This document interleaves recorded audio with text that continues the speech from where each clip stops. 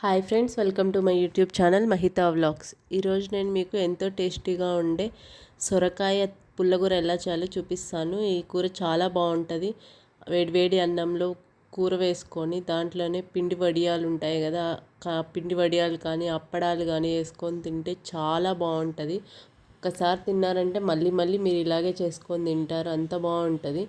And పిండి వడియాలు కూడా మేము పెడుతున్నాం. ఇప్పుడు మీకు ముందు వీడియోస్లో నేను పిండి వడియాలు ఎలా చేయాలో కూడా చూపిస్తాను.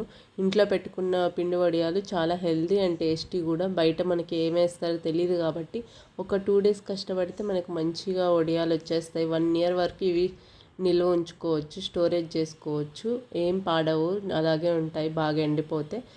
సో అవి ఎలా చేయాలో కూడా మీకు చూపిస్తాను. ఈరోజు ముందుగా నేను సొరకాయ బజ్జీకి ఒక పెద్ద సొరకాయ తీసుకొని దాన్ని ఇలా చిన్న చిన్న ముక్కలుగా కట్ చేసి పెట్టుకున్నాను.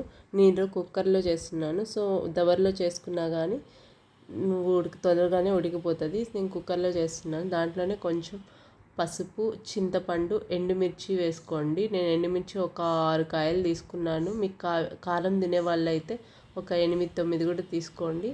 పచ్చిమిర్చి కూడా వేసుకోవచ్చు దీంట్లో. ఎండుమిర్చి వేసుకున్న పచ్చిమిర్చి వేసుకున్న టేస్ట్ బాగానే ఉంటుంది, కానీ హెల్తీ వేలో కాబట్టి కొంచెం ఎండుమిర్చి వేసుకున్నాను. తర్వాత దాంట్లోనే కొంచెం కల్లుప్పు వేసుకొని ఒక 1/2 గ్లాస్ వాటర్ వేసుకొని విజిల్ పెట్టుకోండి. ఒక 4 to 5 విజిల్స్ అయితే సరిపోతుంది. విజిల్స్ వచ్చేసాక దాన్ని మనం పప్పు గుత్తి తీసుకొని మెత్తగా వెనుపుకోవాలి, ఇక్కడ చూపించినట్టు. తర్వాత తిరగమాత కోసం కొంచెం ఆయిల్ వేసుకొని దాంట్లోనే కొంచెం ఆవాలు, జీలకర్ర, మెంతులు వేసుకోండి. ఆవాలు, జీలకర్ర, మెంతులు బాగా వేగాక దాంట్లోనే చిన్నగా కట్ చేసుకున్న ఆనియన్ వేసుకోండి. ఆనియన్ కట్ చేసుకుని వేసుకొని బాగా గోల్డెన్ ఫ్రై అయ్యే వరకు, గోల్డెన్ కలర్ వచ్చే వరకు మంచిగా ఫ్రై చేసుకోండి. ఫ్రై అయిపోయాక దాంట్లోనే కొంచెం కరివేపాకు వేసుకోండి. కరివేపాకు కొంచెం ఎక్కువ వేసుకోండి, హెల్తీ కాబట్టి.